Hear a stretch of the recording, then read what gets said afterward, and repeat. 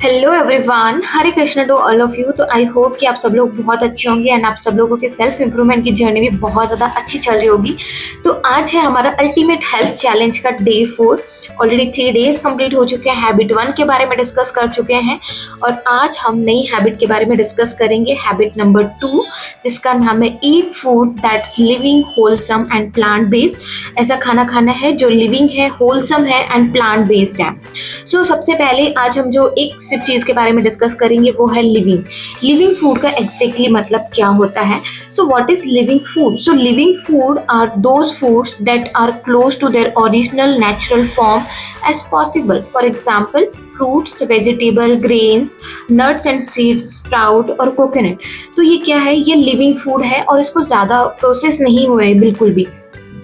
Then हम identify कैसे करेंगे कि जो फूड है वो लिविंग है या नहीं है?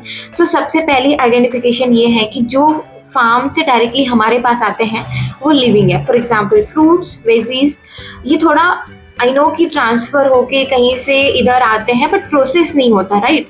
एंड सेकेंड है, अगर फैक्ट्री से कोई फूड आ रहा है तो वो लिविंग से नहीं आ रहा है। फॉर एग्जाम्पल जैसे चिप्स, जैसे पटाटो की चिप्स होगी तो हम उसको क्या करें, आलू की चिप्स, आलू पहले फैक्ट्री में गए, उसका फिर प्रोसेस हुआ, प्रोसेस होने के बाद वो चिप्स बने, उसको पैकेट में पैक किया एंड देन वो हमारे पास आया। तो उसके बीच में क्या आ गया? प्रोसेस हो गया। इसका मतलब ये है कि वो लिविंग फूड नहीं है, वो डेड फूड है। एंड सेकेंड जो आइडेंटिफिकेशन वो है कि जो भी लिविंग फूड होते हैं वो सड़ जाते हैं। जैसे कि अगर हम बात करें फ्रूट्स, वेजिटेबल की, तो हम कितने दिन ही उसको ज़्यादा दिन तक स्टोर करके रख सकते हैं, ज़्यादा से ज़्यादा 1 महीना। अगर हम फ्रीज में भी रखेंगे तो ऐसा तो नहीं है कि 1 साल या 2 साल के लिए हम किसी भी फ्रूट या वेजिटेबल को बचा के रख सकते हैं, नॉट पॉसिबल। बट वही अगर हम बिस्किट, कुकीज़, कुरकुरे की बात करें, जितने भी इस तरीके के पैकेज फूड है जो कि रेडी टू ईट वाले फूड है, उनको आप कितने ही टाइम तक बचा के रख सकते हो, 1 साल 2 साल तक भी, बिकॉज उसमें प्रिजर्वेटिव्स डाल के उसको बचा के रखा और but actually they are dead food. So ये एक रीजन है। जो चीजें सड़ जाती है जल्दी वो लिविंग फूड है, ठीक है। तो अगेन वेजीज हो गए या फिर फ्रूट्स हो गए, ग्रेन्स हो गए, ग्रेन्स में भी बहुत जल्दी कीड़ा लग जाता है, आपको पता है ये बात, ठीक है। तो ये एक हो गया again second identification. Third identification ये है कि जितने भी लिविंग फूड है उनको कभी भी लाइक टीवी कमर्शियल एड वगैरह की ज़रूरत नहीं पड़ती है। हमने ये सब चीज़ें देखी है कि कभी फ्रूट्स या वेजिटेबल की हमने कभी भी लाइक देखी है एड्स? नहीं देखी होंगी, हम सबको पता है। देखे भी है तो गेहूं की देखी होंगी, ऑब्वियसली पता है, आटे की भी देखी है। बट वो चीज़ भी लाइक आटे को भी डायरेक्टली अब पता नहीं है जो प्रोसेस होके आ रहा है वो कौन से ब्रांड का और अच्छा भी आ रहा है कि नहीं आ रहा है, इसलिए बोला था कि पहले आप गेहूं लेके पिसा के लो, ठीक है। फिर वही दूसरी चीज़ है, जैसे कि जितने भी हमने एड्स देखे होंगे वो क्या होते हैं, या तो ड्रिंक्स होते हैं, कोल्ड ड्रिंक्स होते हैं, पैकेज्ड फूड होते हैं, कुकीज़ और पता नहीं और भी इतनी सारी प्रोसेस्ड फूड है, उसकी हमने एडवर्टाइजमेंट देखी है। बाकी हमने कभी भी अच्छी चीज़ों की एडवर्टाइजमेंट हम बहुत ही कम देखने को मिलती है, फिर देखने को मिलती ही नहीं है। तो ये 3 आइडेंटिटी हो गई कि हम लिविंग फूड को कैसे हम देखेंगे कि लिविंग है या नहीं है। तो ये 3 आइडेंटिटी हो गई। उसके बाद देखते हैं कि क्या पैकेज्ड फूड के 3 ट्रूथ्स। सो कि ये क्या पैकेज्ड फूड हमें खाने ही नहीं चाहिए या फिर खाने भी चाहिए? क्या पैकेट फूड सारे के सारे खराब होते हैं? सो ये बहुत सारे क्वेश्चन हैं, हम सबको क्वेश्चन है। तो पैकेज्ड फूड में भी कैटेगरीज है जिसमें हम अभी 3 लिस्ट के बारे में डिस्कस करने वाले हैं। सो सबसे पहली लिस्ट है हमारी रेड लिस्ट, सेकेंड है येलो लिस्ट एंड थर्ड है ग्रीन लिस्ट। सो येलो लिस्ट मतलब होता है, येलो लिस्ट में जो चीज़ें आने वाली वो होती है नेस्टी इंग्रेडिएंट्स, हाईली प्रोसेस्ड और नेवर कंज्यूम, उनको कंज्यूम नहीं करना है। येलो लिस्ट वाला जो है उसमें क्लीन इंग्रेडिएंट होते हैं, मिनिमली प्रोसेस्ड है और कंज्यूम समटाइम इट्स ओके, ठीक है। देन होता है green list. So green list में होता है कि इंग्रेडिएंट देमसेल्फ, ठीक है, not processed and consume abundantly, जितना खाना है उतना खा सकते हो। सो एक बार रेड लिस्ट के एग्जांपल देखते हैं। फॉर एग्जांपल बिस्किट्स, भुजिया, तो आप उनके अगर जो इंग्रेडिएंट लिस्ट है उसको चेकआउट करोगे तो उसमें जो भी पहली चीज़ जो मानी जाती है, जैसे फॉर एग्जांपल कोई भी एक पैकेज्ड फूड है उसमें अगर सबसे पहले लिखा हुआ शुगर या फिर मैदा, तो सबसे ज़्यादा जो क्वांटिटी रहती है उसकी होती है। बाकी जो लिस्ट में सबसे लास्ट में आता है उसकी क्वांटिटी उतनी ही कम हो जाती है उस चीज़ में।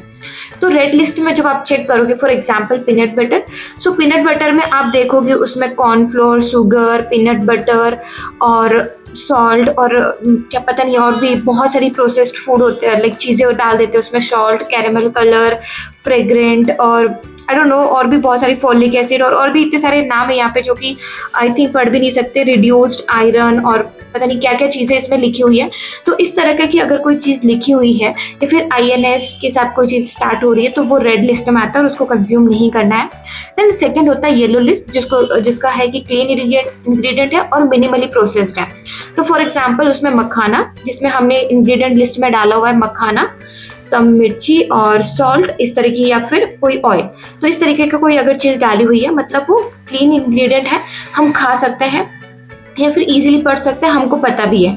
फॉर एग्जाम्पल नेक्स्ट हो गए काजू। सो मान लीजिए मसाला काजू है तो उसमें क्या डाला होगा, जो भी चीज़ें डाली हैं अगर आप इजीली पढ़ सकते हो, आपको अगर पता है तो भी येलो लिस्ट में आता है। फॉर एग्जाम्पल एक कोई बार है, कुकीज़ है जिसमें उसमें डाला है गेहूं का आटा, ठीक है, डेट्स, सीड्स में आप बहुत सारे सीड्स आते हैं। इस तरीके की अगर उसमें चीज़ें हैं इसका मतलब ये है कि ये हेल्दी है और ये खा सकते हैं, बट नॉट रेगुलरली, कभी कभी।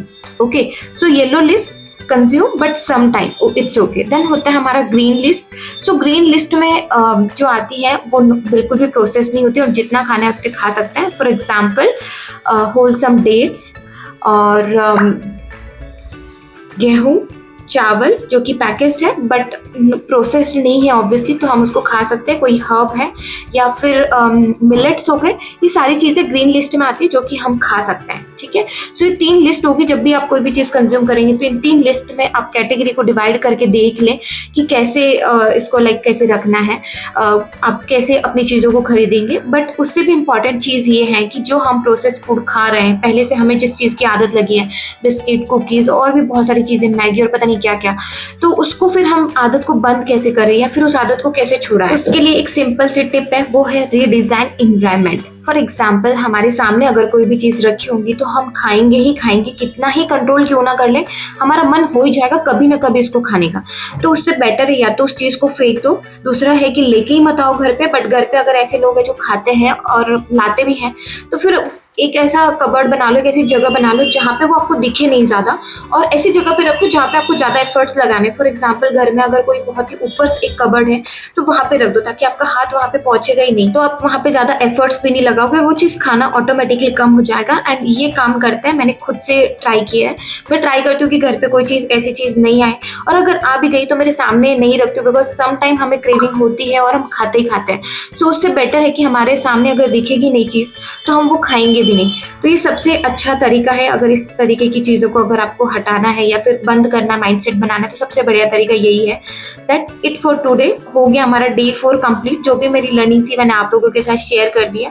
आप लोगों ने इस वीडियो से क्या सीखा नीचे कमेंट करके जरूर बताना। एंड वीडियो अगर पसंद आई हो तो लाइक, शेयर एंड सब्सक्राइब जरूर कर देना। मिलते हैं नेक्स्ट वीडियो में, तब तक के लिए राधे राधे सभी को।